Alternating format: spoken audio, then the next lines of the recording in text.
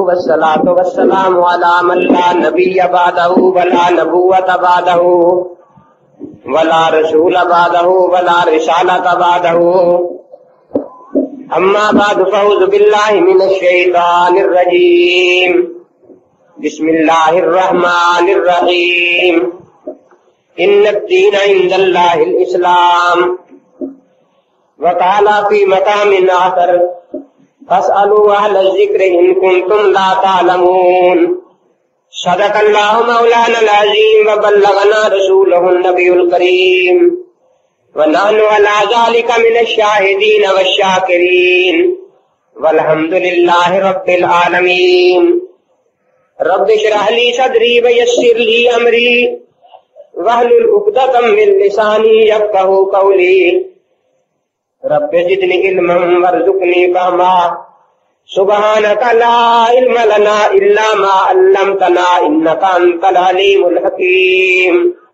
محمد وبارک وسلم وصلی علیہ۔ دوستو بزرگو، تھوڑے سے وقت میں 2-3 باتیں میں نے آپ حضرات کے سامنے رکھنی ہیں۔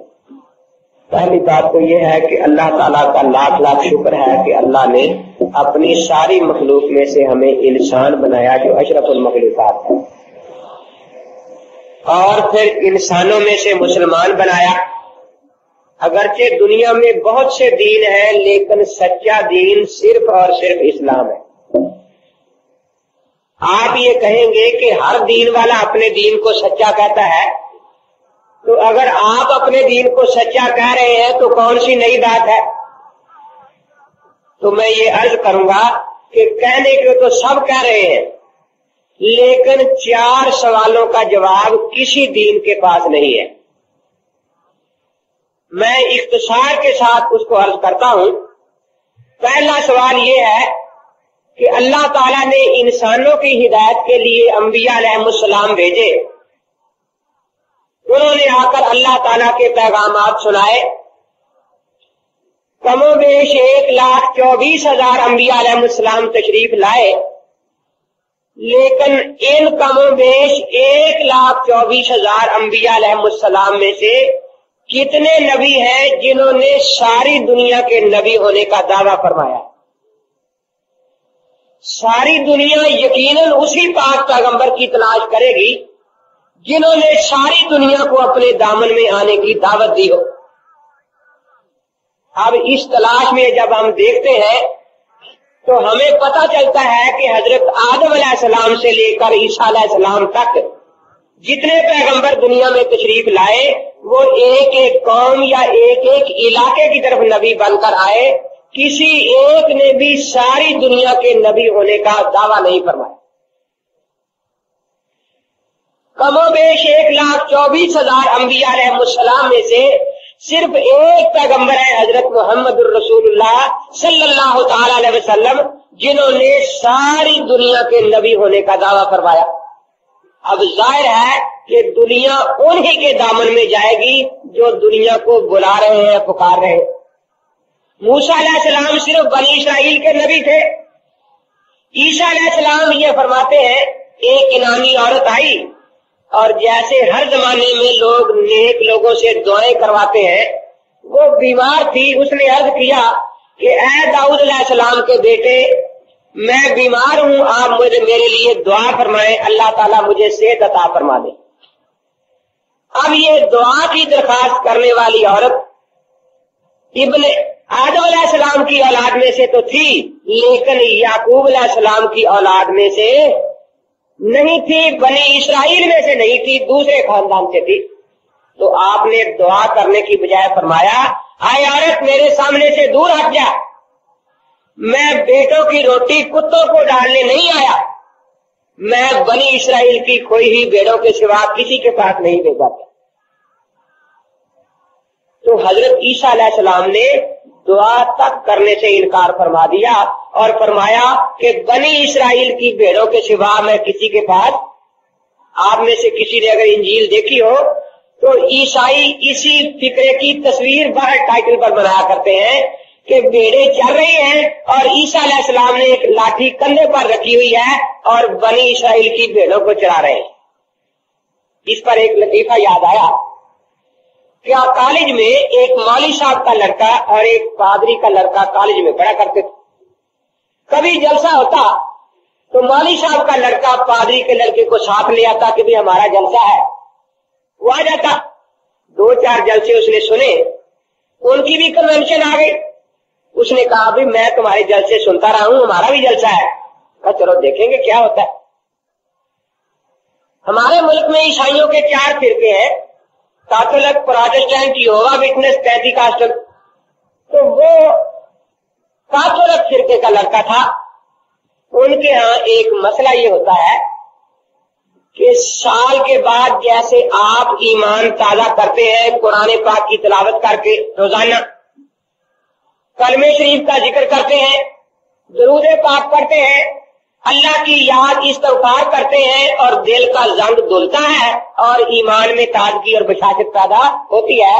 ان کے ہاں ایمان تازہ کرنے کا طریقہ یہ ہے کہ سال کے بعد جب جلسہ ہو تو مرد عورتیں قطار میں کھڑی ہو جاتی ہیں اور پادری بیٹھ جاتا ہے. وہ باری باری یوں سامنے سے گزارتے ہیں اور یوں جھک جاتے ہیں, مرد ہو یا عورت. پادری پوچھتا ہے کہ آپ کون ہیں؟ وہ کہتا ہے کہ مرد ہو یا عورت, میں خدا بندے یسوع مسیح کی بھیڑ ہوں. تو ان کا عقیدہ ہے کہ اتنا کہنے سے 1 سال کے لیے ایمان تازہ ہو جاتا ہے, اگلے سال زندہ رہے تو پھر تازہ کر لیں گے. اب مولوی صاحب کا لڑکا یہ دیکھ رہا تھا کہ پہلے کبھی ایسا انداز دیکھا نہیں ایمان تازہ کرنے کا, اور یہ بھی سوچ رہا تھا کہ یہ ایمان تازہ کرتے رہے اور میں ویسی رہ جاؤں بغیر تازہ کیے, یہ بھی اچھی بات نہیں. تو وہ بھی دیکھا دیکھی جا کے کھڑا ہو گیا قطار میں. چلتے چلتے جب پادری کے سامنے آیا تو بجائے جھکنے کے یوں اکڑ کے کھڑا ہے. پادری نے سوچا کہ کوئی نیا آدمی ہے جسے آداب کا علم نہیں. کہا چلو کھڑے سے پوچھ لیتے ہیں. پوچھا آپ کون ہیں؟ اس نے کہا جی میں محمدی مینڈا ہوں. آخر اللہ تعالیٰ نے ساری بھیڑی تو دنیا میں پیدا نہیں فرمائی نا, مینڈے بھی تو پیدا فرمایا نا. تو اس نے بھی بہرحال اپنا ایمان تازہ کر لیا. مقصد یہ ہے کہ عیسیٰ علیہ السلام نے یہی فرمایا کہ میں بنی اسرائیل کی کوئی ہی بھیڑوں کے سوا کسی کے پاس نہیں بھیجا گیا, اور یہودی بھی یہی مانتے ہیں. ایک ہی پیغمبر ہے حضرت محمد الرسول اللہ صلی اللہ تعالی علیہ وسلم, جنہوں نے آ کر بتایا کہ میں رب العالمین ہے, مجھے اللہ تعالی نے رحمت للعالمین بنا کر بھیجا. ایک ہی نبوت کا ہے جس کے لیے نہ کوئی جغرافیائی بارڈر ہے کہ اس بارڈر تک تو آپ کی نبوت ہے, آگے کسی اور نبی کی نبوت ہوگی, نہ کوئی تاریخی قید اور حد ہے کہ فلاں صدی تک تو آپ کی نبوت ہے اور اس کے بعد کی اور نبی آ جائیں گے اور آپ کی نبوت کا دور ختم ہو جائے گا. تو ساری دنیا کو بلانے والے کتنے نبی ہیں؟ صرف ایک حضرت محمد الرسول اللہ صلی اللہ تعالی علیہ وسلم. آپ نے ایک ایسا اعلان فرمایا جو کسی پہلے نبی نے نہیں کیا, کسی پہلے نبی. وہ کیا تھا؟ الیوم اکملت لکم دینکم واتممت علیکم نعمتی ورضیت لکم الاسلام دینا. تکمیل دین کا اعلان آپ سے پہلے کسی بھی پیغمبر نے نہیں فرمایا. تو نبی اقدس صلی اللہ تعالی علیہ وسلم آپ نے ساری دنیا کو بلایا. اگر ایسے 2 نبی مل جاتے تو شاید الیکشن کی ضرورت پڑ جاتی. اب نہ الیکشن کی ضرورت ہے نہ سلیکشن کی ضرورت ہے. ایک ہی سیٹ اور ایک ہی پیغمبر ہے حضرت محمد الرسول اللہ صلی اللہ تعالی علیہ وسلم.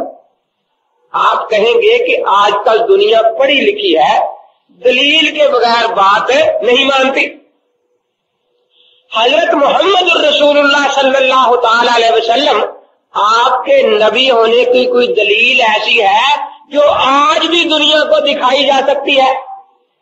اللہ تعالیٰ نے پاک پیغمبر بھیجے, ان کو معجزات عطا فرمائے جو ان کے نبی ہونے کے دلائل تھے. لیکن حضرت آدم علیہ السلام سے لے کر عیسیٰ علیہ السلام تک جتنے پیغمبر دنیا میں تشریف لائے ان کے معجزے سنائے تو جا سکتے ہیں, لیکن کوئی معجزہ آج ہاتھ میں پکڑایا اور دکھایا نہیں جا سکتا. ان کے معجزات پر حق تھے, وہ ان کے سچے نبی ہونے کے دلائل تھے, لیکن ان معجزات کو دنیا میں باقی نہیں رکھا گیا. واقعات پڑھے جا سکتے ہیں، سنے جا سکتے ہیں، سنائے جا سکتے ہیں، کیونکہ ان کی نبوتوں کا دور ختم ہو چکا. اس لیے اب جب ان کی نبوت باقی نہیں، دور باقی نہیں رہا، تو ان کی دلیل بھی دنیا میں باقی رکھنے کی ضرورت نہیں تھی. ایک ہی پیغمبر ہے حضرت محمد الرسول اللہ صلی اللہ تعالی علیہ وسلم، جن کے معجزات صرف سنائے ہی نہیں جا سکتے بلکہ آپ کا معجزہ آپ بھی دکھایا جا سکتا ہے، اور وہ ہے قرآن پاک. کون سا معجزہ ہے؟ اور اتنا عام فہم معجزہ اور بات ہے. یہ مائک انسان نے بنایا، خدا نے. جی کرسی، یہ دیوار، یہ بانس، چاند، سورج، آپ کی قمیض، یہ بھی اللہ نے. آپ کی آنکھ، جی اینک، ٹوپی اور سر. دیکھیے میں نے کچھ باتیں آپ سے پوچھی، آپ نے تقسیم کر دی ہے، کچھ اللہ کی اور کچھ. اب کوئی آپ سے پوچھے کہ آپ کے پاس کیا دلیل ہے کہ سورج خدا کا بنایا ہوا ہے، سر خدا کا بنایا ہوا ہے، آنکھ خدا کی بنائی ہوئی ہے؟ تو صرف ایک دلیل ہے سب کے پاس کہ ساری دنیا مل کر، مخلوقات مل کر ایسا سورج بنانے سے عاجز ہے. ساری دنیا مل کر ایک انسان تو کجا مچھر کی آنکھ بنانے سے بھی عاجز ہے. تو ہم یہ یقین رکھتے ہیں کہ اللہ کے کام وہ کام ہوتے ہیں کہ ساری مخلوق مل کر وہ کام نہ کر سکے. جو پہچان اللہ کے کام کی ہے وہی پہچان اللہ تعالیٰ کے پاک کلام کی بھی ہے کہ ساری دنیا مل کر اس کلام جیسا کلام.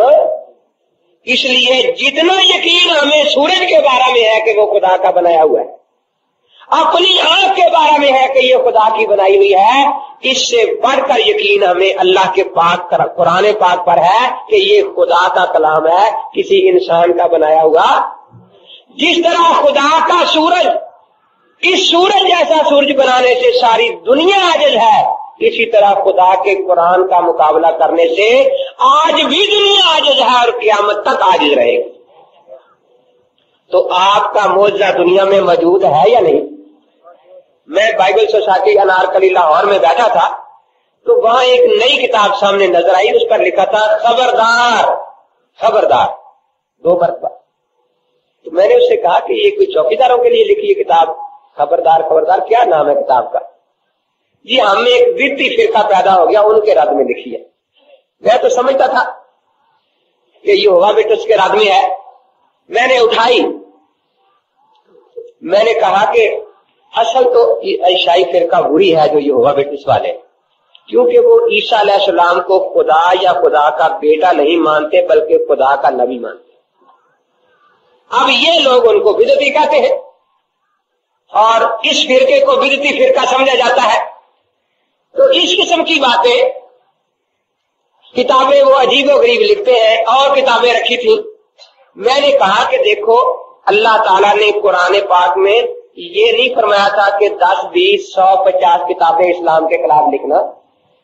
اللہ تعالیٰ نے تو یہ چیلنج دیا ہے کہ قرآن پاک کے مقابلے میں ایک چھوٹی سی صورت بنا کے لے آؤ. سورہ کوثر 1.5 سطر میں اور 1 سطر میں بھی لکھی جا سکتی ہے نہیں، صرف اتنی 1 سطر قرآن پاک کے مقابلے میں لے آؤ.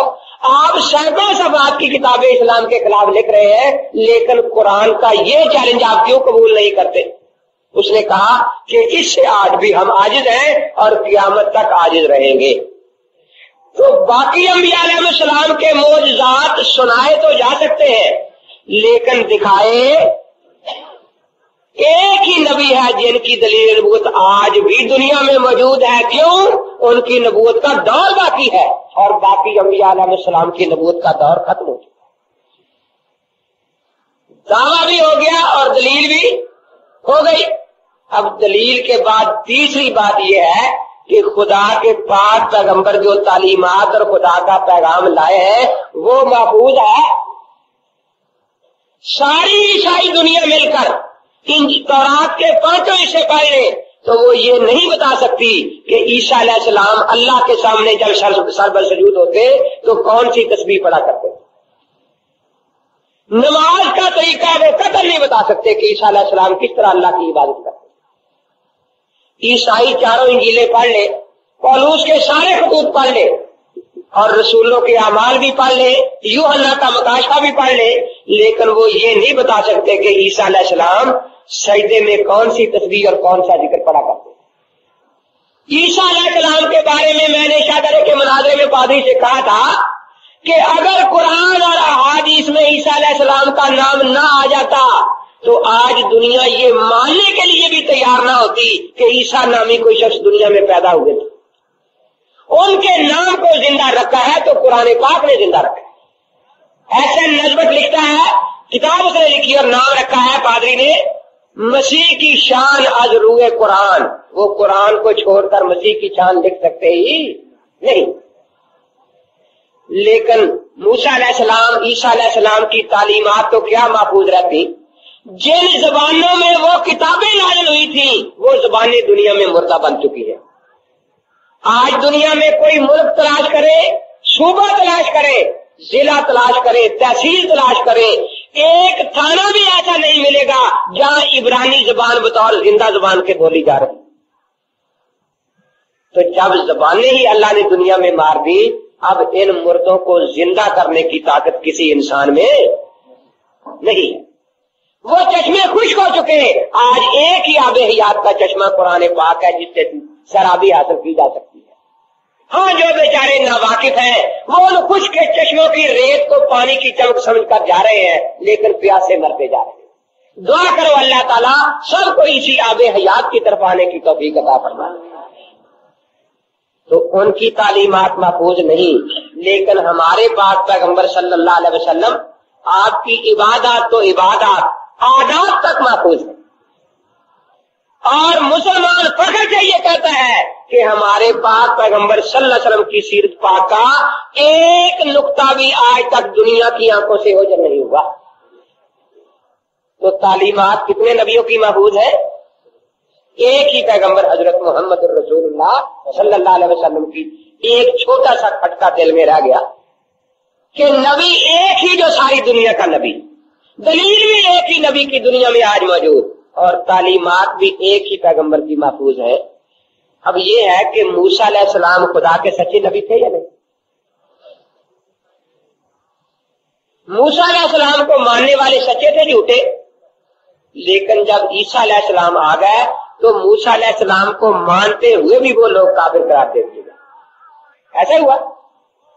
تو سچے نبی کے ماننے والوں پر بھی ایسا وقت آ جاتا ہے کہ کل جو ان کا ایمان تھا آج اس کا نام کفر بن گیا.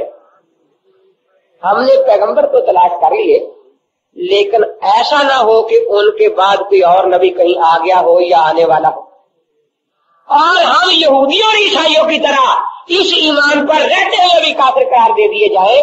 اس لیے ایک اور ضروری چیز کی تلاش ہے کہ جس نبی کو ساری دنیا مانے اس نے اپنے خاتم النبیین ہونے کا اعلان بھی کر دیا ہو، تاکہ یہ خدشہ ہی دل سے نکل جائے کہ اب کوئی بعد میں بھی آنے والا ہے جس کا انتظار ہے. تو سارے نبی حضرت آدم علیہ السلام سے لے کر عیسیٰ علیہ السلام تک ان کو نبی ماننے سے ایمان پورا ہو جاتا ہے، لیکن حضرت کو صرف نبی ماننے سے ایمان پورا نہیں ہوتا جب تک ان کو آخری نبی نہ مانا جائے اور ان کی ختم نبوت پر ایمان نہ رکھا جائے. تو یہ 4 سوالات وہ ہیں کہ دنیا کا کوئی مذہب ان 4 سوالات کا جواب نہیں دے سکتا، وہ عاجز ہے.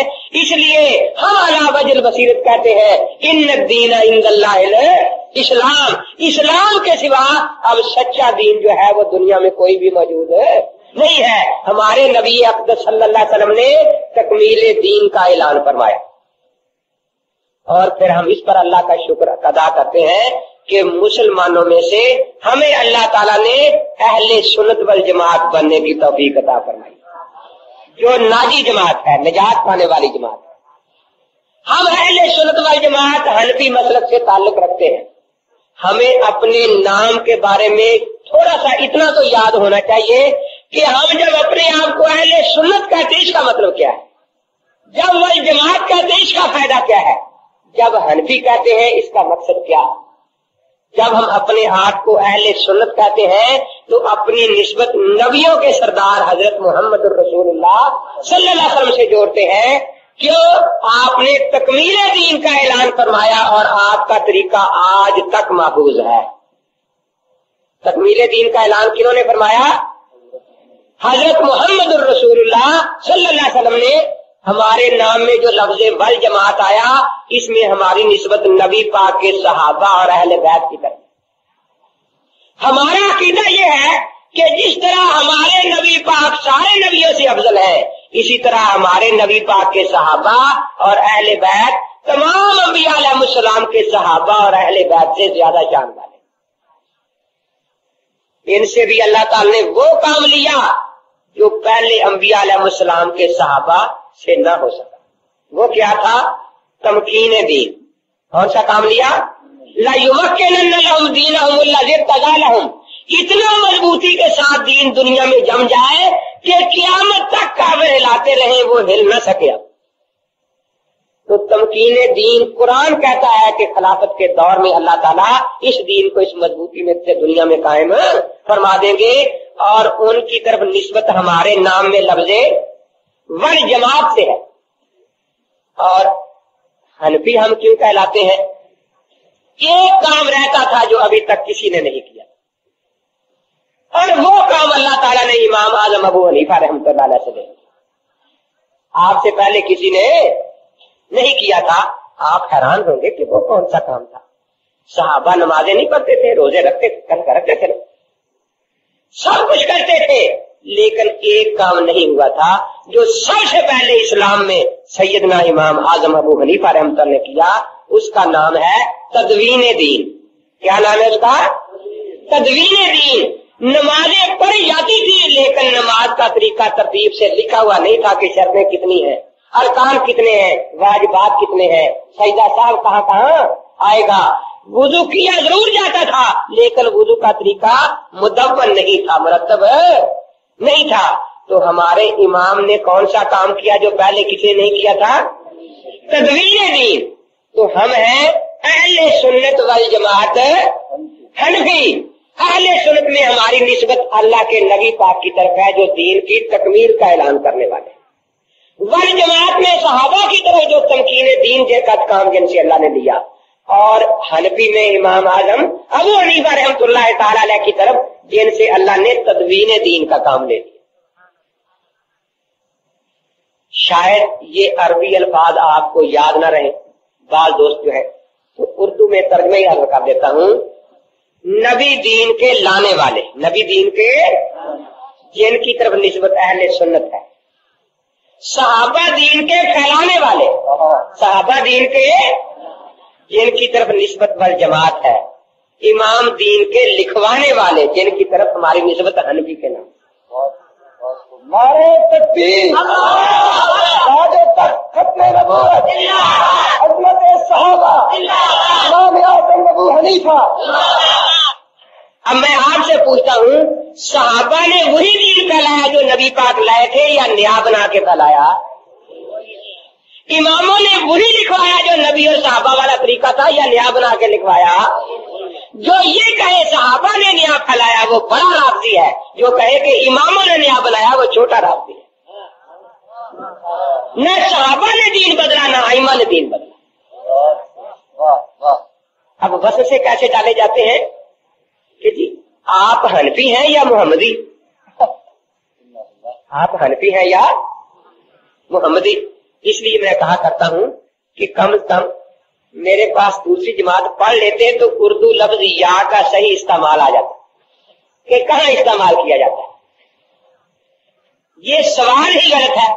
آپ کہیں گے اچھا طریقہ ہے جس کا جواب نہ آیا اس کو غلط کہہ دیا، آسان طریقہ ہے نا؟ نہیں، آپ سے کہہ رہا ہوں گا کہ یہ غلط ہے۔ آج ہفتہ ہے یا اتوار؟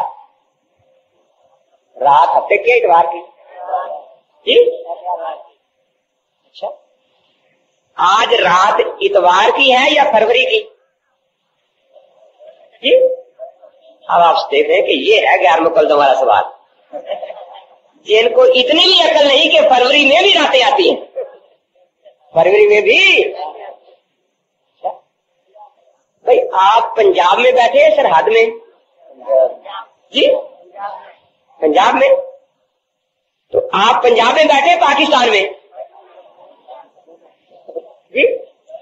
पहला सवाल सही था ना, दोनों सूबे थे। 2 दिनों में यहाँ का लफ्ज आए सवाल सही है, आज हफ्ता है या इतवार।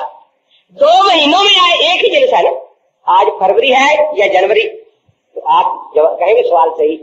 लेकिन एक तरफ दिन लगा दिया या इधर महीना, तो आप समझेंगे कि ये सवाल गैर मुकल्दम वाला है। मुल्कों में यहाँ है कि आप पाकिस्तान में बैठे हैं या भारत में, आप कहेंगे सवाल सही है, दोनों तरफ मुल्क है ना यार। सूबों का जिक्र है कि आप पंजाब में हैं या सरहद में, आप कहेंगे सवाल है। और अगर कोई पूछे कि आप पंजाब में बैठे हैं या पाकिस्तान में, तो कहेंगे कि ये कौन है जिसको इतना भी पता नहीं कि पंजाब पाकिस्तान का सूबा है। तो ये सवाल गलत है या सही? तो याद रखें, इमाम आजम अबू हनीफा रहमतुल्लाह अलैह मुज्तहिद और इमाम है। इमाम के मुकाबले में इमाम के नाम से यह आएगा कि आप हनफी हैं या शाफी। मुहम्मदी के साथ यहाँ लगे तो ये पूछा कि आप मुहम्मदी हैं या मूसवी, दोनों तरफ नबी होना चाहिए ना। लेकिन ये पूछना कि आप हनफी हैं या मुहम्मदी, ये खालिस गैर मुकल्लदियत।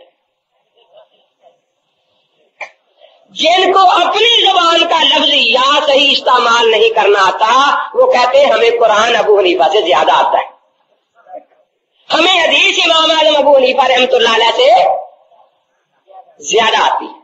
अच्छा, अंदाजा लगाएं, जो एक अपनी जुबान का लफ्ज सही इस्तेमाल करने पर कादिर नहीं, वो दीन के ठेकेदार। तो हम हैं अहले सुन्नत वल जमात हनफी। ये सवाल और एक मिसाल अर्ज कर दूं, ये ऐसा ही बेवकूफ वाला सवाल है कि आप हनफी हैं या मुहम्मदी। जैसे एक आदमी हदीस पढ़े, उसमें ये तो पूछ सकते हैं कि मौलाना ये हदीस बुखारी की है या तिरमिज़ी की। लेकिन अगर मुझे बोलो ये हदीस बुखारी की है या नबी पाक की, तो फिर गलत होगा, सवाल ये नहीं होगा। ये कारी आसम की किरात है या कारी हमजा की, ये सवाल सही है, दोनों तरफ कारी है। और अगर कोई पूछे कि ये कारी आसम की किरात है या अल्लाह के नबी की, तो कारी आसम तो किरात पहुंचाने वाले हैं, कोई नई किरात बनाने वाले नहीं है। तो ये सवाल गलत है। और देखिए स्टेज पर देवबंद का नाम भी बार बार आ रहा है। अब आप पूछेंगे कि देवबंद के उलमा ने कौन सा काम किया कि लोग अपने आप को देवबंदी भी कहने लगे। चलो पहले तो काम तो पूरे हो गए सारे। तकमीले दीन का ऐलान अल्लाह के नबी पाक ने फरमाया, तमकीने दीन सहाबा के जरिए, नबी दीन के लाने वाले, सहाबा कहलाने वाले, और तदबीने दीन के इनके जरिए हुई आइमा के जरिए। तो उलमा देवबंद ने कौन सा काम किया कि लोग अपने आप को देवबंदी भी कहते, तो वो भी लफ्ज याद रख ले। उलमा देवबंद जो काम किया उसका नाम है ततहीरे दीन।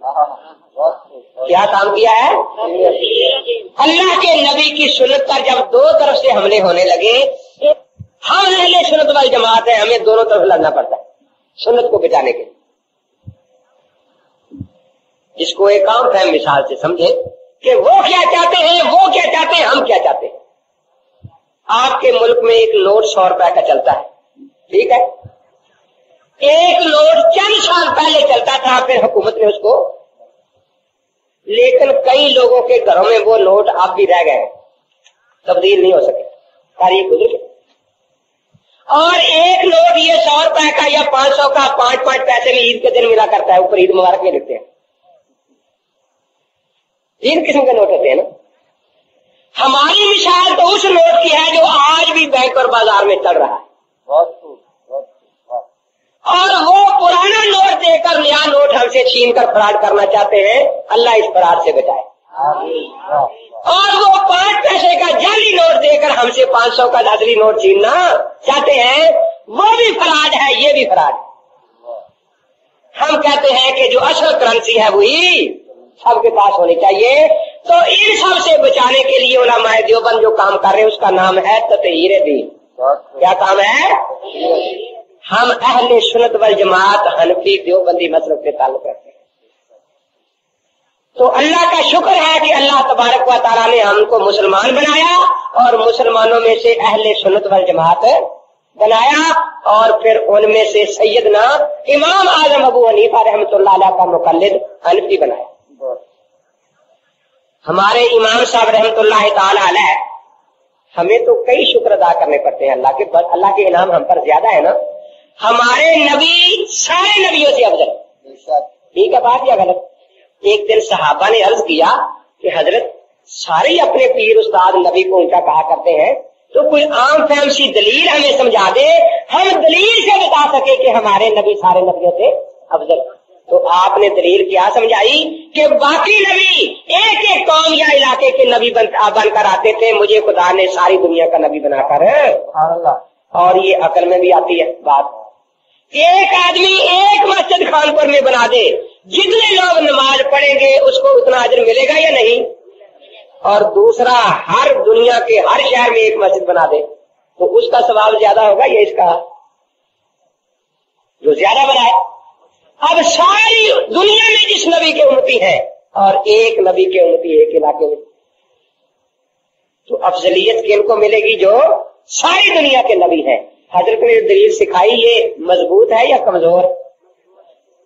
حق تو نہیں دلیل میں، اسی میں اس لیے عرض کرتا ہوں، ہمارے نبی بھی ساری دنیا کے نبی اور ہمارے امام بھی ساری دنیا کے امام شافعی کے مقلدین ایک دو علاقے میں ملیں گے، ساری دنیا میں نہیں ملیں گے۔ امام مالک کے مقلدین ایک دو علاقے میں ملیں گے، ساری دنیا میں۔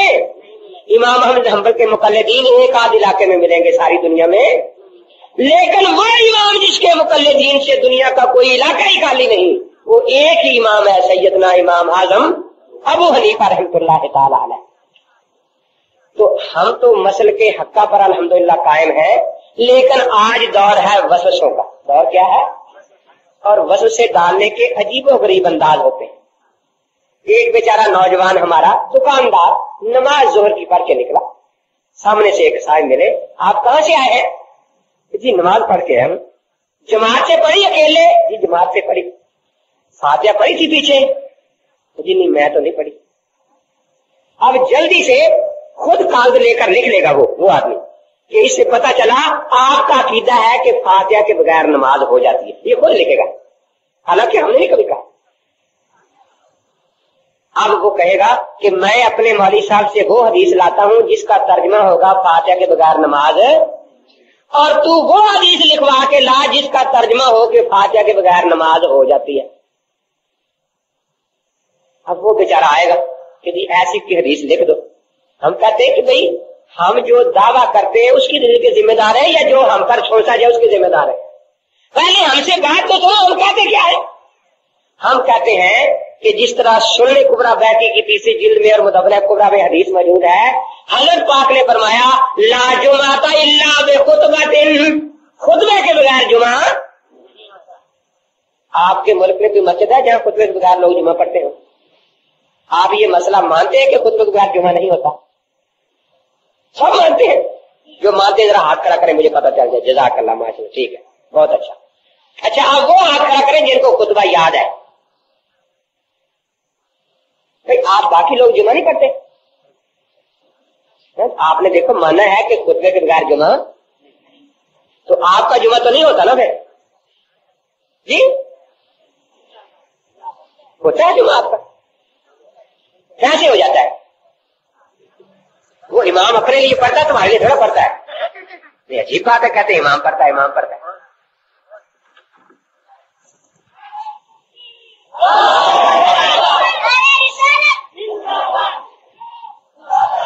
سرحد میں نجف پور کے علاقے میں ہم گئے، کسی مسئلے پر مناظرہ تھا، اے صاحب بھی پہنچ گئے۔ انہوں نے آ کر دونوں طرف کے علماء کو ایک کمرے میں اکٹھا کر لیا اور کہنے لگے کہ علماء کا تو کام یہ ہے کہ وہ ملک میں امن قائم کریں، آپ یہاں قتل کروانے آ گئے ہیں۔ میں نے کہا بات یہ ہے کہ جب دو آدمی یا دو فرقے لڑ پڑے نا تو لوگ بھانت بھانت کی بولیاں بولتے ہیں، کوئی کہتا ہے وہ غلط ہے، کوئی کہتا ہے وہ غلط ہے، کوئی کہتا ہے دونوں ہی غلط ہے، یہ ہوتا ہے نا۔ لیکن آپ تو جج ہیں، جج تو یہ پتہ چلا لیا کرتا ہے کہ کون غلط۔ ان کے یہ اشتہار چھپے ہوئے ہیں کہ حنفیوں کی نماز نہیں ہوتی، इनकी तकरीरें हैं कि हनफियों की नमाज नहीं होती। हमने कभी इनकी नमाज पर कोई ऐसा तबसरा नहीं किया। ये इश्तिहार इनके मौजूद है। हम तो ये बताने आए अपने साथियों को भी हमारी हो जाती है। हमारी क्या इससे कानून हमें रोकता है कि हम ये कहें हमारी हो जाती है? कानून रोकता है? शरीयत रोकती है? मैंने कहा ये जो राजुल कहते इश्तिहार फैलाते हैं, तो उनके वहां अमीर जमात का नाम है राजा इफ्तिखार अहमद। उसने कहा ऐसी साहब मेरे तो सर में दर्द है, 3 रात से सोया नहीं। मैंने कहा खैर थी? तो बाजी ये मुनाज़रे का जो शोर कर दिया। मैंने कहा राजा साहब 10 साल से आपके इश्तिहार इस इलाके में मस्जिदों में लगाए जा रहे हैं, हनफियों में बांटे जा रहे हैं। उस दिन आप ये इश्तिहार लेकर एसी साहब के पास चले जाते कि मेरी जमात एक फितना खड़ा कर रही है और यहाँ लड़ाई हो जाएगी, इसको समझाओ। तो मैं समझता कि आप इंसाफ वाले आदमी। 10 साल तो आप खुद लगाते रहे इश्तिहार। ये आज जब पता चलना था कि दूध का दूध और पानी का पानी क्या है, तो आज आपको डीसी साहब की कोठी और एसी साहब की कोठियों के तबाह याद है। असल में मैं उसकी अगली बात समझ चाहता हूं कि उनके अनपढ़ आदमी बात कैसे करते हैं। उसने कहा एसी साहब अल्लाह की कसम हमें हनफियों से कोई इनाद और जिद नहीं। बात यह है कलमा ये भी अल्लाह के नबी का पढ़ते हैं, हम भी अल्लाह के नबी का पढ़ते हैं, लेकिन इसके बाद हम कहते हैं जिसका कलमा पढ़ो बात भी उसी की मानो। ये कहते हैं नहीं, कलमा हम नबी पाक का पढ़ेंगे, बात अबू हनीफा की मानो। इमाम अबू हनीफा रहमतुल्लाह कहता है थे बड़े नेक आदमी, लेकिन उनको हदीसें नहीं मिली थी। उनको हदीसें नहीं मिली थी, इसलिए उनकी नेकी की सबसे बड़ी दलील ये है, वो ये फरमा गए थे कि भाई जब सही हदीस मिल जाए तो मान लेना, जब सही हदीस मिल जाए तो। अब हम इनको सही हदीस दिखाते हैं कि फातिहा के बगैर नमाज नहीं होती, और ये कहते हैं अगर आप इसको मान लेंगे तो अल्लाह के नबी भी राजी हो जाएंगे, आपके इमाम भी राजी हो जाएंगे। अगर आप ना मानेंगे अल्लाह के नबी भी नाराज हो जाएंगे, आपके इमाम भी नाराज हो जाए। अब देखो उसका बात का अंदाज कैसा। एसी साहब ने मुझे पूछा कि आप अल्लाह के नबी की अहादीस नहीं मानते? मैंने कहा जी मानते हैं, लेकिन इनकी तरह अधूरी नहीं मानते, पूरी मानते हैं। कहने के अधूरी पूरी का क्या किस्सा है? मैंने कहा वो अभी आपकी समझ में नहीं आएगा। मैं आपसे एक मसला पूछता हूँ कि मैं कोई मौलवी साहब हूँ। मैंने कहा कई मसले हर मुसलमान को आते हैं। मैंने यही कहा, मैंने कहा मसला ये है कि खुतबे के बगैर जुमा नहीं होता, आप ये मानते हैं मसला? इस सब कहने के बिल्कुल मानता हूँ। मैंने कहा आप जुमा पढ़ते हैं? जी पढ़ता हूँ। मैंने कहा जरा खुतबा सुना दे फिर आज। कहता है मैं ऐसी हूँ, मैं खतीब थोड़ा हूँ। मैंने कहा खतीब ने जुमा अपना पढ़ना है, आपने अपना पढ़ना है। मैं बहरा थोड़ा हूँ, मुझे उसकी आवाज नहीं सुनती। तो मैंने कहा ये बेचारे हनफी गारे हैं, इनको अपने इमाम की किरात नहीं सुनती। तो मैंने कहा अच्छा मैं आपके कान बंद करता हूँ जरा। मैं वो कैसे? मैंने कहा आप देर से आए, पिछली साहब में बैठे जुमे में, इधर खुतबा शुरू हुआ, उधर बिजली गैर मुकल्लद हो गई, स्पीकर बंद हो गया। तो आप पिछलों को आवाज सुनाई देगी खतीब की? तो मसला तो याद है ना कि खुतबे के बगैर जुमा। तो मैंने कहा आज तो आप पढ़ेंगे ना, क्योंकि आपको आवाज सुनाई। कहने लगा नहीं मैं आज भी नहीं पढ़ूंगा। मैंने कहा क्यों, आपको सुनाई आवाज नहीं देती? कहने लगा नजर तो आ रहा ना कि खतीब खड़ा पढ़ रहा है कुछ। तो मैंने कहा बेचारे खर्चियों को नहीं पता कि हमारा इमाम भी मसले पर खड़ा है। मैंने कहा अच्छा मैं आपकी आंखें बंद करता हूँ। तो वो कैसे? मैंने कहा आप उस वक्त जुमे के लिए तशरीफ लाए जब खतीब खुतबा करके जुमा पढ़ा रहा है, आकर आप नमाज में शरीक हुए, आपने खतीब का खुतबा कानों से सुना? कहने लगे नहीं। मैंने कहा आंखों से खुतबा पढ़ते देखा? मैंने कहा नहीं। मैंने कहा आज तो फंसे है ना फिर। और मसला आपको याद है कि खुतबे के बगैर जुमा, आज तो पहले बैठ के खुतबा पढ़ेंगे फिर मिलेंगे ना। कहने लगे नहीं नहीं, पूरा मसला यूं है खुतबे के बगैर जुमा नहीं होता, लेकिन खतीब का पढ़ा हुआ खुतबा सब की तरफ से किसी को आवाज सुनाई दे या न सुनाई दे, या कोई बाद में ही जमात में मिले उसकी तरफ से भी खुतबा, और कोई एक आदमी बाहर जाके ये नहीं कहता कि मैं बगैर खुतबे वाला जुमा पढ़ के आया हूं। कोई कहता है? कहता यार वो कल भी खुद पसंद न करते। तो इसका हल यही है, ये जुमा पढ़ के निकले। आप भी एक नौजवान को पूछे कि आप जुमा पढ़ा है? जी पढ़ा हूँ। खुतबा आपने खुद पढ़ा था? बोलेगा नहीं। तो जल्दी से आप ही कागज पर लिख ले कि आपका अकीदा ये है कि खुतबे के बगैर जुमा हो जाता है। ये लिखना ना कि आपका अकीदा है कि खुतबे के बगैर जुमा। अब उन्हें कहो कि आप ये हदीस अपने मौलवी साहब से लाएं कि खुतबे के बगैर जुमा हो जाता है, और पूछ कर आए कि हजूर पास उन्होंने कितने जुमे बगैर खुतबे के पढ़ाए थे, और मैं ये हदीस लाता हूँ कि खुतबे के बगैर जुमा नहीं होता।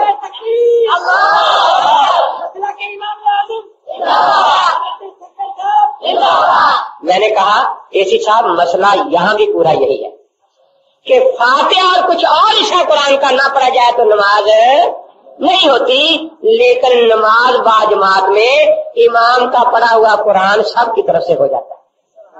किसी को आवाज सुनाई दे या कोई रकू में ही मिले, जो रकू में मिला उसने इमाम की फातिहा सुनी, अपनी पढ़ी, लेकिन इजमा है चारों आइमा का कि उसकी रकत हो गई। अहादीस से भी साबित है कि उसकी रकत हो गई। तो मैंने कहा ये झगड़ा 1200 साल हमारे मुल्क में नहीं पड़ा। क्यों? हमारे उलमा मसला पूरा समझा दिया करते थे।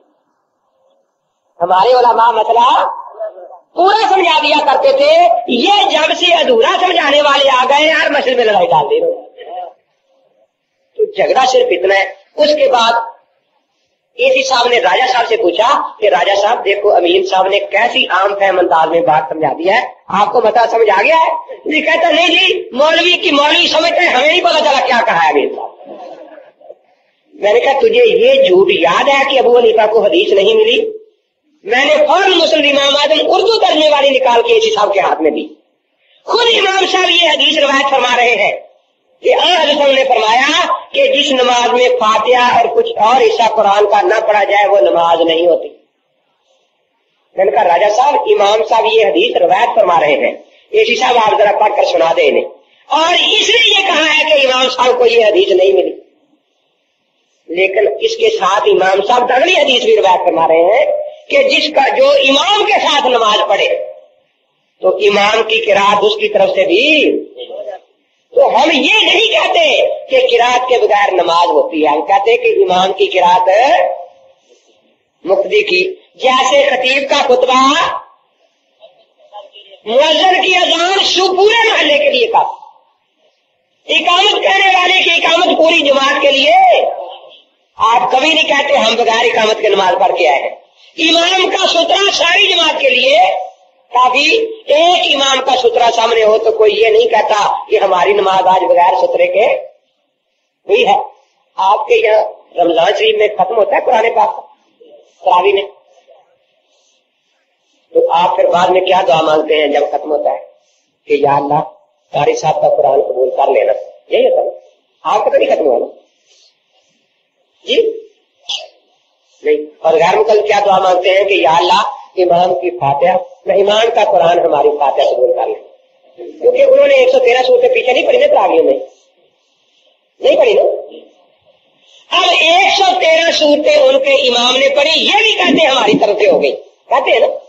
वहां ये नहीं कहते, कभी दुआ नहीं करते कि या अल्लाह हाफिज साहब की का सारा कुरान कबूल कर लेना, या अल्लाह हमारी सिर्फ फातिहा ही करना कबूल, क्योंकि हमने सिर्फ पीछे फातिहा ही पढ़ी और कुछ पढ़ा। अगर 113 सूरतें इमाम पढ़े वो सब की तरफ से हो जाती हैं, तो भाई 114वीं सूरत क्यों नहीं होती? अब देखिए ये तो थी बात हदीस पाक की। एक जगह मुनाजरे में इनकी गुस्ताखाना अंदाज पर बात याद आई। मैंने जब ये हदीस पेश की तो इनका मुनाजर कहने लगा कि ये अल्लाह के नबी की हदीस है। मैंने कहा बिल्कुल। मैं कियास करूं है कुछ? मैंने कहा ना।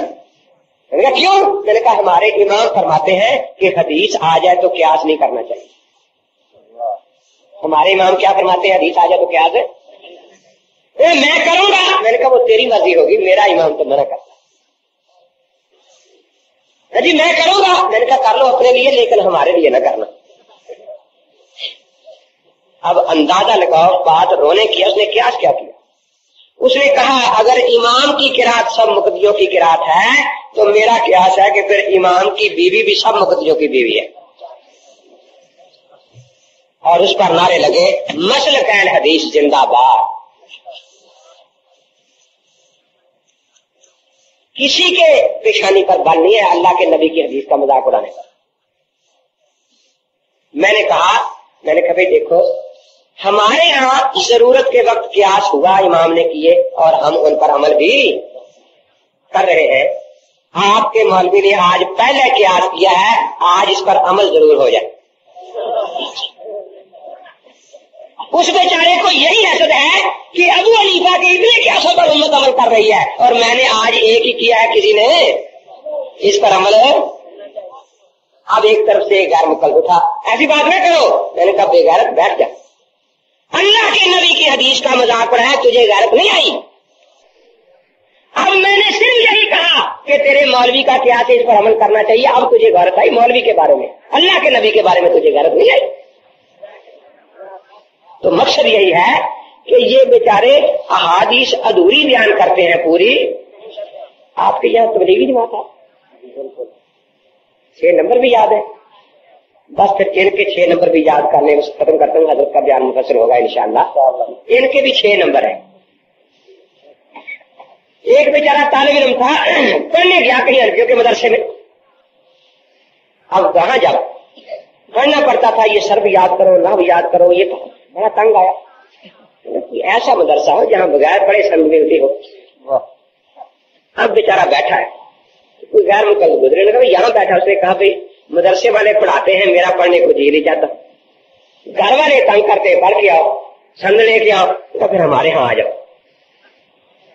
وہ لے گیا, اس نے سند لکھ دی, یہ لے لو. اس نے کہا سند تو لکھ دی لیکن یہ تو مجھے پڑھنی بھی نہیں آتی, کیا لکھا ہے اتنی آتا. نے کہا کہ ہم اتنا لمبا چوڑا نہیں پڑھاتے, بس 6 نمبر یاد کر لو. جی کون سا؟ ان کا پہلا نمبر یہ ہے کہ جب کسی سے ملو وہ جس حال میں ہو اور کہو حضرت اس قسم کا رومال کس حدیث میں آتا ہے جی, یوں بیٹھنا کس حدیث میں آتا ہے, کس قسم کی ریڑھی کس حدیث میں آتی ہے, اس قسم کی اینک کس حدیث میں آتی ہے, اس طرح کی ٹیپ کس حدیث میں آتی ہے. اب وہ بیچارے بھاگے پھریں گے کہ ہماری صاحب کی حدیث نکال کے دو, وہ کوئی حدیث والا آ گیا, وہ حدیث کے بغیر بات ہی نہیں کرتا. اور تیرا کام ہوگا کہ گلی بازار میں کہے بس جی امتیوں کی فقہ پڑھاتے ہیں, کسی کو حدیث نہیں آتی, میں نے حدیث پوچھی کوئی بتا سکا نہیں. اب اتنے کام کے لیے کسی علم کی ضرورت ہے؟ یہ 6 سال کے ایک بچے کو ہم بھیج دیتے ہیں, وہ بازار میں ہر ریڑھی پر ہاتھ رکھ کے پوچھے گا کہ یہ ریڑھی کس حدیث میں بھی آتی ہے, پوچھے گا یا نہیں آتی. اس نے کہا یہ تو بات حضرت آپ نے غور کی بات بتائی, میں تو کسی کو چاہیے کوئی میرے سامنے نہ کھڑا ہو کے کھڑے ہونے کی حدیث پوچھے گا, کوئی نہ بیٹھے, کوئی کپڑا پہنے گا تو رنگ کی حدیث پوچھ لوں گا. یہ تو آپ نے ایسا کام بتایا کہ کسی کو میں چین سے اب بیٹھ نہیں دوں. لیکن ایک دل میں خدشہ ہے تھوڑا سا, تو وہ کیا کہ آخر میں بھی وہاں جا کر کوئی کام کروں گا یا نہیں. اگر کسی نے مجھ سے پوچھ لیا کہ یہ کس حدیث میں ہے, پھر اس نے کہا ڈرتے کیوں ہو, دوسرا نمبر یاد کر لو. یہ کیا کہا جب تم سے کوئی پوچھے نا کہ یہ تمہاری حالت کس حدیث میں ہے تو فوراً جواب دینا کس حدیث میں منع ہے, کس حدیث میں منع ہے. اور پورے علاقے میں شور مچا دینا کہ کچھ نہیں آتا حنفیوں کو, اس اینک کے ثبوت کی حدیث مانگی تھی, اس کے منع کی مانگی تھی, نہ وہ ملی نہ یہ ملی.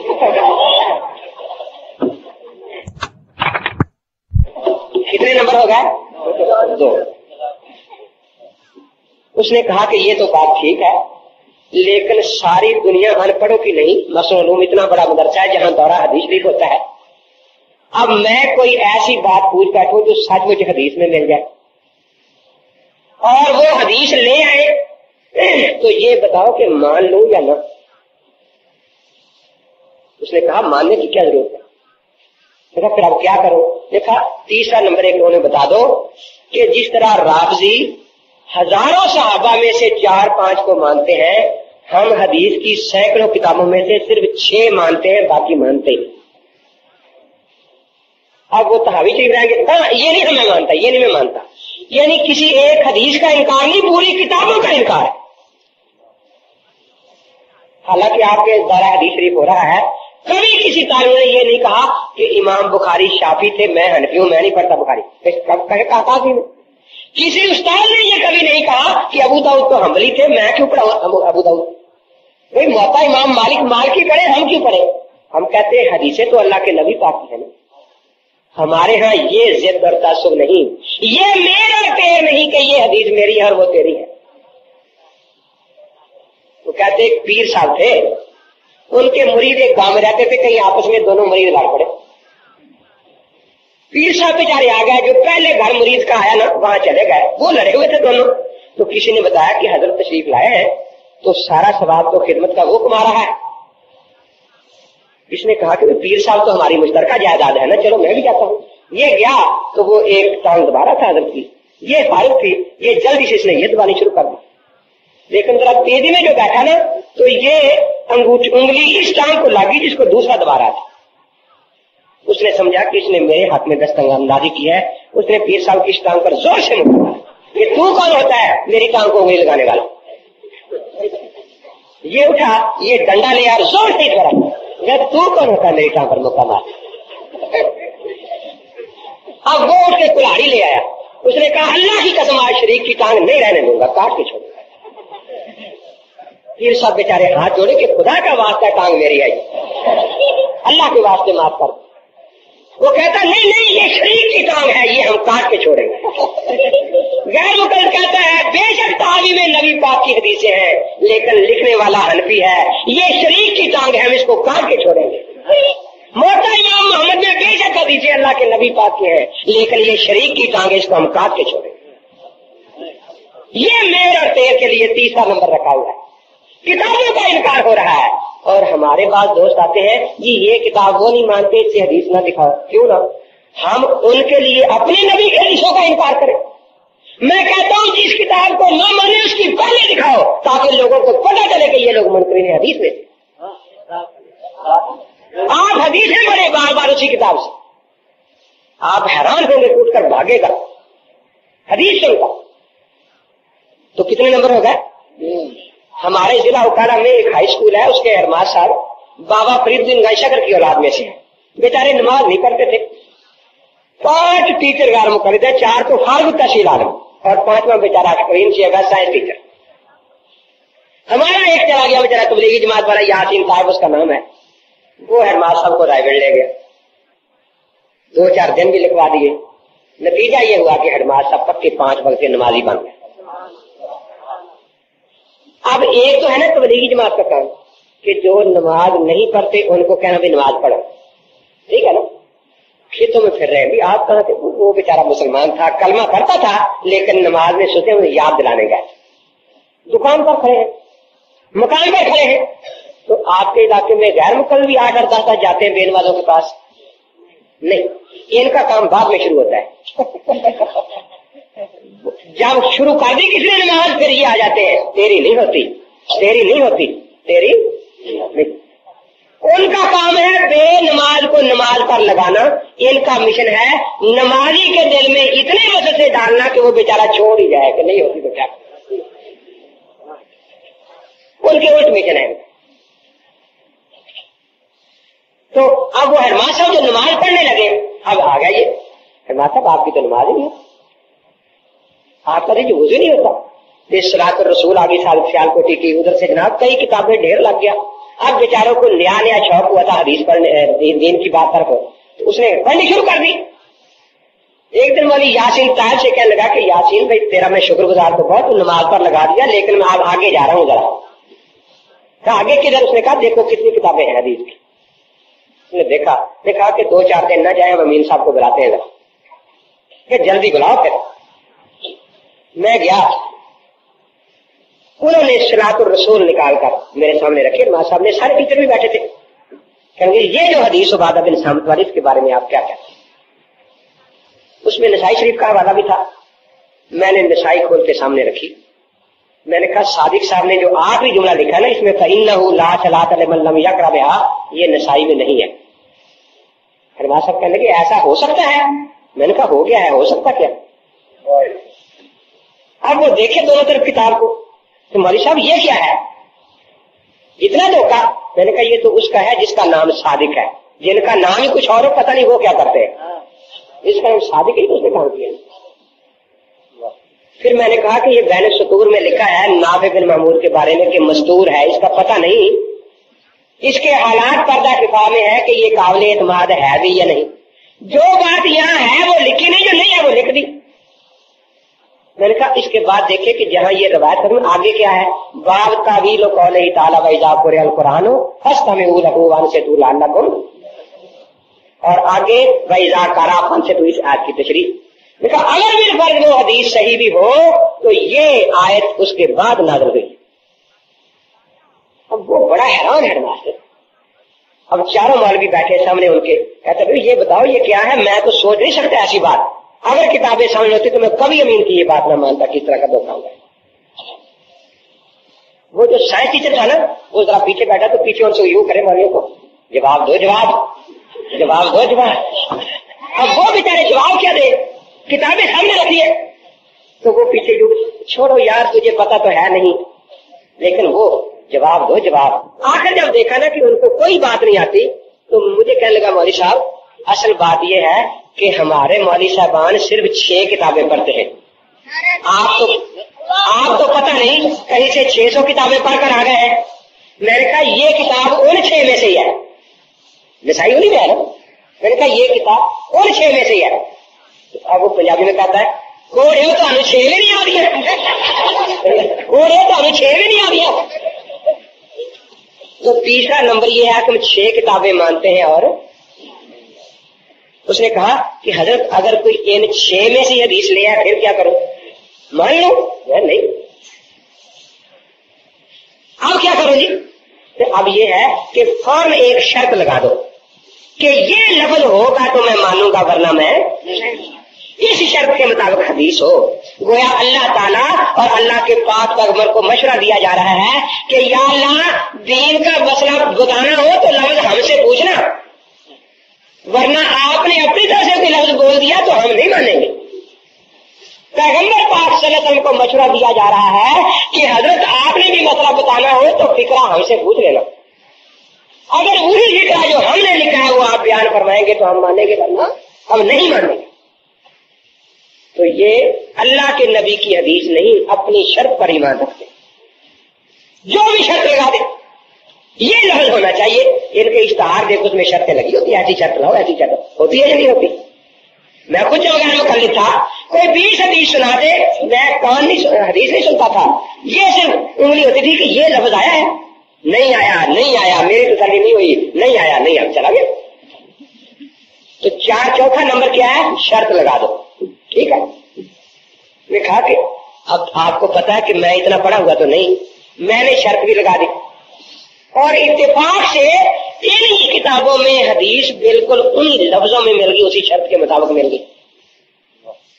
اب کون سا طریقہ رہ گیا انکار کرنے کا. اس نے کہا کہ کیوں ہم کا حنفیوں سے پڑھ کر آ گیا 2 حرف اور آپ حدیث ماننے کے لیے تیار بیٹھے. ہم کیا کریں, شرط پوری ہو گئی ہے. اور میں 5واں نمبر یاد کر کیا کہ جب کوئی اور سہارا نہ رہ جائے انکار حدیث کا تو پھر 3 مرتبہ کہنا ہے ضعیف ہے, ضعیف ہے, ضعیف ہے.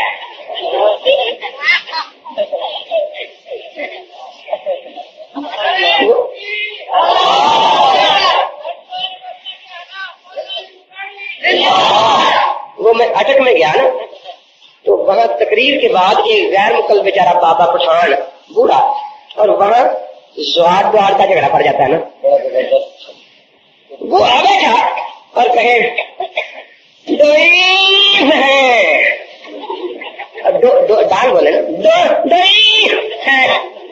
پورا نہ لے بیچارا, مجھے سمجھنا ہے کہ یہ کیا کیا رہا ہے. جب تیسری مرتبہ ضعیف ہے پھر مجھے سمجھا کہ وہ یہ تو بیچارہ 5واں نمبر سنا رہا ہے اپنا. تو کتنے نمبر ہو گئے 5. اس نے کہا کہ حضرت آپ تو ماشاء اللہ جبرائیل فرشتہ بھی آ جائے تو مجھ سے حدیث منوا نہیں سکتا, کچھ بھی نہیں. میں نے الیاس فیصل کی وہ 40 حدیثیں ہیں نا نماز سے نکالی گئی, وہ لا کر تقسیم کرائی کڑے میں. ایک دکاندار تھا, اس کے ادھر بھی غیر مقبول دکان ادھر بھی, اور روز کہتے تھے رفع جان نہ کرنے کی کوئی حدیث نہیں. اس نے پڑھی, اس نے کہا تم کہتے ہیں یہ دیکھو 2 حدیثیں لکھی. اب وہ کیا دکھا رہا ہے؟ حدیث دکھا رہا ہے.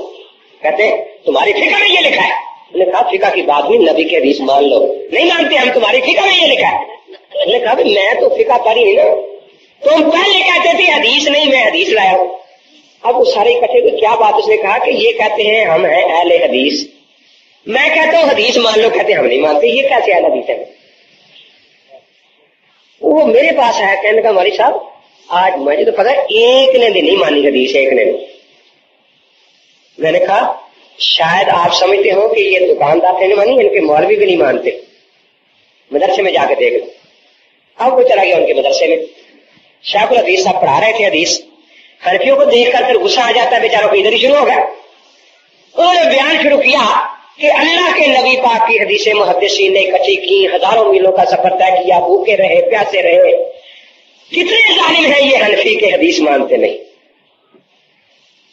وہ بیٹھا رہا, سنتا رہا. جب درس ختم اس نے کہا حضرت آپ نے ماشاءاللہ بہت کچھ بیان کیا, محدثین کی بڑی محنت کی, آج میں بھی 40 حدیثیں سنانے آیا ہوں, ذرا سن لینا. نہیں پہلے مجھے دکھا کون سی سنانی ہے. نے کہا جی حدیثیں نبی پاک کی ہیں, آپ کے دستوں کی ضرورت نہیں کہ اگر آپ اجازت دیں تو میں نبی کی حدیث سناؤں. میں نے اپنے نبی پاک کی حدیث پڑھنی ہے, آپ کے کہنے سے میں بات چھوڑاؤں گا کہ نہیں, جو ہم نہیں سننا چاہتے وہ نہیں سنیں گے. اس نے کہا میں سنا کے جاؤں گا آج. اس نے پہلی پڑھی, انہوں نے پٹائی شروع کر دی. اب وہ حیران ہے کہ میں کوئی گالیاں نہیں دے رکھا, نبی پاک کی حدیثیں سنا رہا. اس نے مجھے آ کر بتایا کہ میں نے پٹائی تو میری خوب ہوئی, لیکن میں بھی پوری 40 سنا کے آیا. اور کہتے ہیں کہ گالیاں شاید انہوں نے 400 دی ہے مجھے حدیث سن کر. تو کتنے نمبر ہو گئے؟ 5 ہوئے نا ابھی.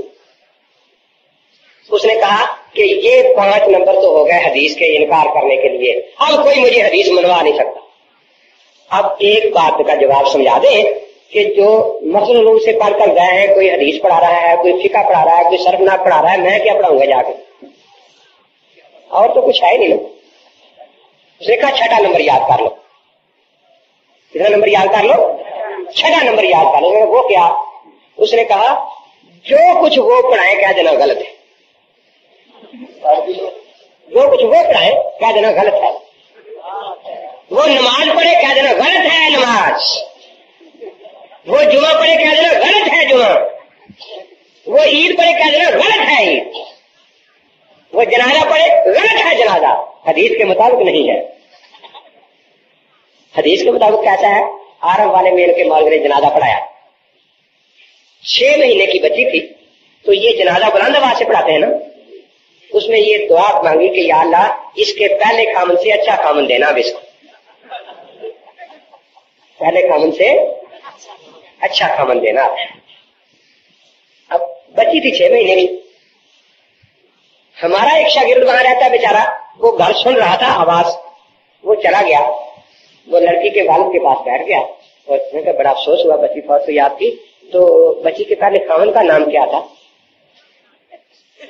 اس کا تو رنگ سرخ ہو گیا چہرہ. اس نے کہا ہے کیا بات ہے,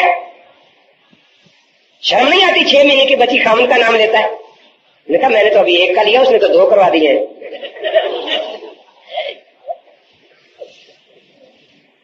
اب یہ دعا پڑی گئی ہے یہ نہیں, وہ مشکات کرنے لگے. انہوں نے دیکھو کیا مانا لکھا نیچے.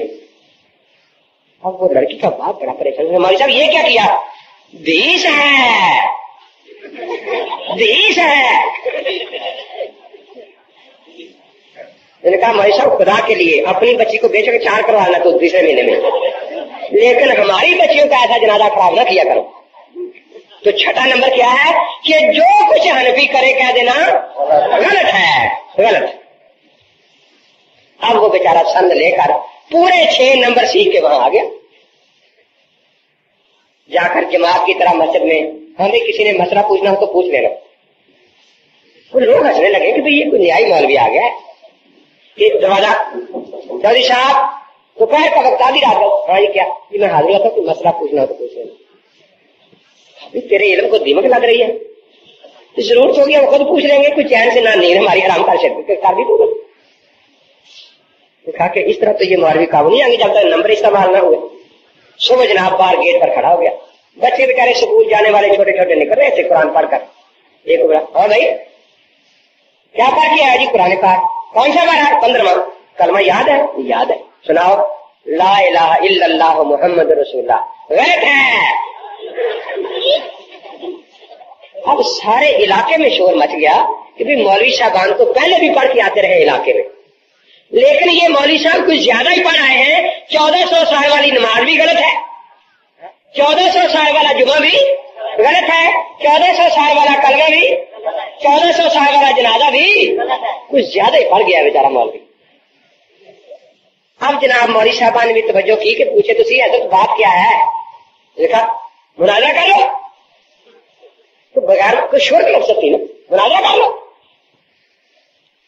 اچھا مناظرہ طے ہو گیا. جناب ادھر ظاہر پیر سے بھاگ آ رہے ہیں. کہاں جی؟ خان پر جا رہے ہیں. کیا بات ہے جی؟ مناظرہ کس مسئلے پر؟ اس سے پوچھا کہ صحیح کلمہ کیا ہے؟ نے کہا لا الہ الا اللہ و محمد الرسول اللہ. لا الہ الا اللہ و محمد الرسول اللہ. اب لوگ آ گئے. ہاں جی حضرت جی کیا بات ہے؟ مناظرہ کس بات پر ہے؟ لوگ آ رہے ہیں. جی مناظرہ اس بات پر ہے کہ ایک مولوی صاحب نیا پڑھ کر آئے ہیں, انہوں نے بیچارے کلمے میں واو ڈال دیا. واو بیماری ہوتی ہے نا ری کی, انہوں نے کلمے میں واو ڈال دی ہے اور سنی علماء نے واو نکالنی ہے تاکہ بیچارہ کلمہ پھر تندرست ہو جائے.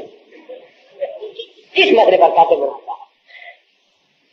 یہ جب اکٹھے ہو گئے تو پوچھا حضرت جی کیا بات ہے؟ انہوں نے کہا بات یہ ہے 6 نمبر سن لو, اگر ان کی تاب لا سکتے ہو تو ٹھیک, ورنہ آج کے بعد جو کچھ میں کہوں وہ صحیح, جو تم کرو غلط. تو ان 6 نمبروں سے زیادہ نہ ان کے مولوی جانتے ہیں نہ ان پڑھ جانتے ہیں بیچارے. یہ 6 نمبر ہے ان کے. ان کا سارا علمی حدود اربع جو ہے نا وہ اتنا ہی ہے, اس سے زیادہ کچھ نہیں. تو میں نے عرض کیا ہم لوگ مسلمان ہیں, اہل سنت والجماعت حنفی مسلک سے تعلق رکھتے ہیں. ہمارے نبی ساری دنیا کے نبی, ہمارے نبی ساری دنیا کے نبی, اور ہمارے امام ساری دنیا کے امام. ہمارے نبی سارے نبیوں سے افضل اور ہمارے امام سارے اماموں سے افضل. اچھا ایک ان کا نیا طریقہ یہ ہے ترجمان سننا. احسان علیہ صاحب ظہیر کے یاد میں ان کے صاحبزادہ صاحب نکال رہے ہیں. یہ اپنے رسالوں میں ایک عجیب عنوان دیا کرتے ہیں, میں اہل حدیث کیوں ہوا, میں اہل حدیث کیوں ہوا. اس کے صفحہ یہ 29 پر ہے. کون ہوا ہے اہل حدیث؟ محمد یوسف پنشنر. کب ہوا ہے؟ 1960 میں. کب ہوا ہے؟ 1960 میں. اور بیان کب اس نے دیا؟ 1911 میں. بیان کی سن لکھا ہے 1911. 1911 بیان اس نے دیا ہے 1911 میں. اور اہل حدیث کب ہوا ہے؟ 1900, اور مرا ہے 1870 میں. مرا کب ہے؟ 1870 میں. کہتا ہے میری منگنی مظفر گڑھ میں ہوئی تھی, حسین پور کے علاقے میں. حسین پور ہے مظفر گڑھ میں نہیں. اور 1960 میں مظفر گڑھ کے ضلع میں ریل بالکل نہیں تھی. جی اہل حدیث جھوٹ بول رہا ہے. وہ کہتا نہیں تھی ریل, بالکل تازہ پڑ جائے گی. کالی میں لاہور سے دیکھے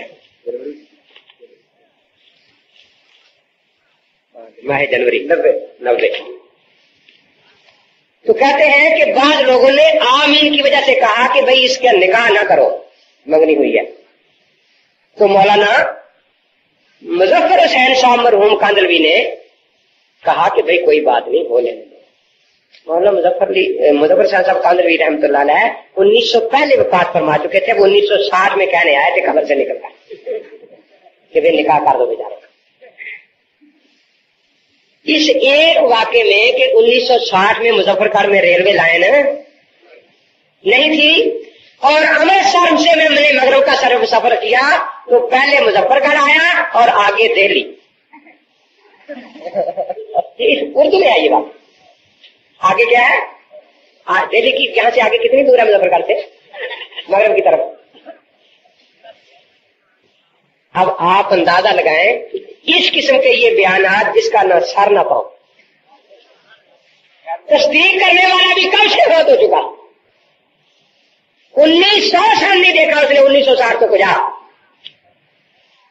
اور کاش جو اس میں سچی بات تھی وہ نہ چھپاتے وہ بھی لکھ دیتے کہ یہ محمد یوسف 10 سال کے بعد مرزائی ہو گیا تھا. اشاعت السنہ محمد صلی مطالبی کا رسالہ صفحہ 58 جلد 11 میں درج ہے. اصل میں یہ واقعہ 1860 کا ہے.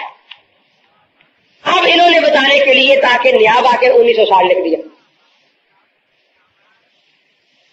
سب سے پہلا غیر مقلد ہندوستان میں یہ ہے پنجاب میں.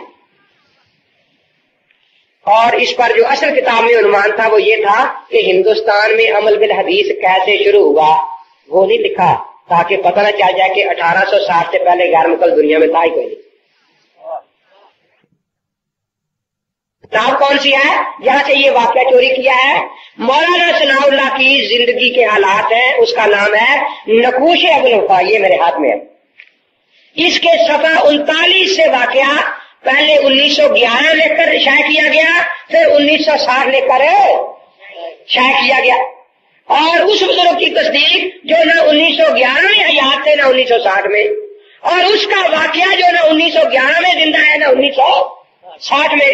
اور وہ جو بعد میں مرزائی ہو گیا. مولوی محمد حسن بٹالوی لکھتا ہے کہ میں بڑے افسوس سے یہ خبر اپنے رسالے میں شائع کر رہا ہوں کہ ہمارے صوبہ پنجاب کا پہلا عامل بالحدیث حافظ محمد یوسف پنشنر مرزا غلام احمد قادیانی کا مؤید اور حامی بن گیا ہے. اور اگر پھر بھی شک ہو تو مرزا قادیانی کی کتاب ہے اربعین. کیا نام ہے؟ اس کے پہلے صفحے پر یہی نام آپ کو مل جائے گا, حافظ محمد یوسف. یہ لاہور کے اصل غیر مقلد تھے. الہی بخش اکاؤنٹنٹ محمد یوسف پنشنر, محمد چٹو تاجر ریشم, یہ سارے غیر مرزائی بنے بعد میں. اب عوام کو پریشان کرنے کے لیے یہ تازہ اس رسالے میں آ گیا ہے کہ اب سے اہل حدیث ہے.